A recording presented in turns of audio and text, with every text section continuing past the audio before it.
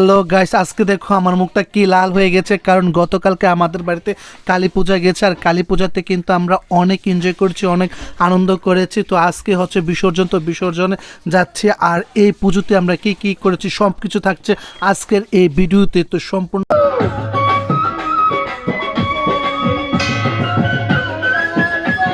আচ্ছা, সম্পূর্ণ ভিডিওটা দেখার জন্য অনুরোধ রইল। আর রাজদীপ তো এদিকে ধান দুব্বা দিচ্ছে মাকে, যেহেতু আমরা এখন বিসর্জনে নিয়ে যাব, সবাই মিলে ধান দুব্বা দিতেছি।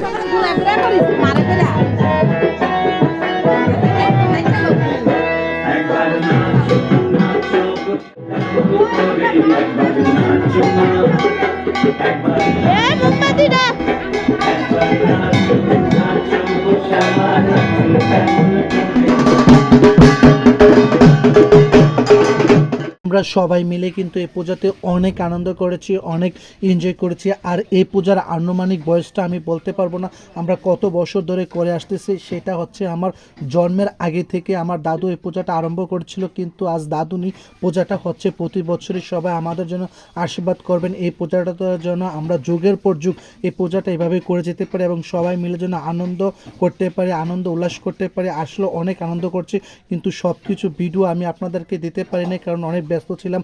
যেহেতু নিজেদের বাড়িতে পূজা, তার যতটুকু পেরেছি অতটুকু ভিডিও করছি এবং আপনাদের সাথে তা শেয়ার করার চেষ্টা করেছি। সকলে দেখতে থাকেন।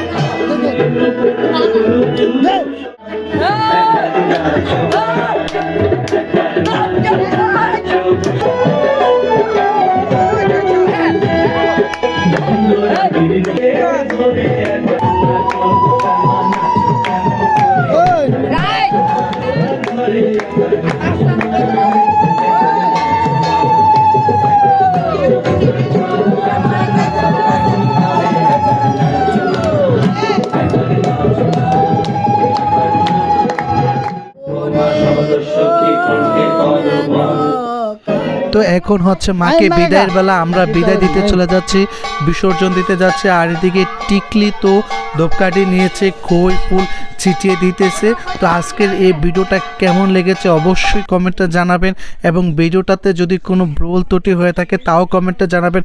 আসলে আপনারা ভুলগুলা ধরে দিলে আমি তা পরবর্তীতে সে ভুলগুলো আর করব না। তো সকলে ভালো থাকবেন, সুস্থ থাকবেন, আর আমাদের পরিবারের জন্য সকলে আশীর্বাদ করবেন। Tata, so much, thank you.